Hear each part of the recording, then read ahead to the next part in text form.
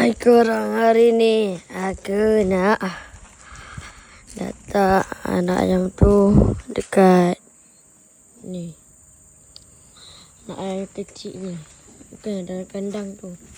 Yang tu dah besar. Yang kat rumah aku yang lagi satu tu. Ni. Aku letak kat sini untuk sementara. Aku kata nak bagi ni makan kat sini dulu. Nak bagi dia makan ulat. Sayur apa, bagi dia protein sihat.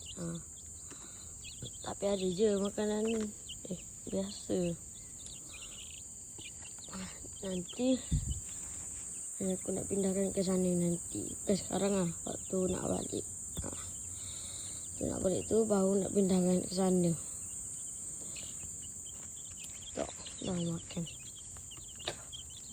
Dah makan ni. Satu ni tidur.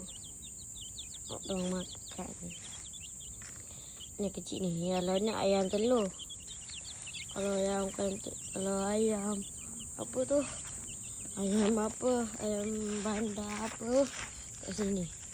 Ayam kampung. Kat sini. Aku nak boleh tunjuk kat korang.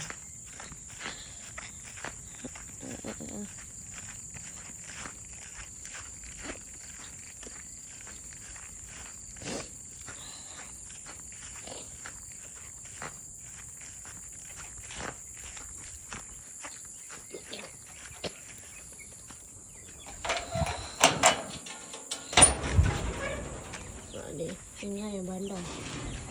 Tengok ni. Dah pandai berlawan dah. Weh. Dah samsing. Diorang dah pandai berlawan dah. Tapi besar-besar pun diorang jinak lagi. Tak percaya tu ni. Tak apa. Sebab kita pun merawat dia. Oh. Tak ramai orang. Sini. Makanlah. Ni. Diorang masih nak makan kat tangan aku. Nak. Kau nak makan ke tak? Tak makan beli. Sebelah. Ayam besar ni. Ayam-ayam aku yang kecil ni. Dah suka patuk lah. Sakit. Sekarang patuk dia tu lagi sakit. Alah, tak je sampai habis. Malas aku. Hujan. Ni yang besar ni aku tak tahu macam nak jinakkan dia ni. Aduh.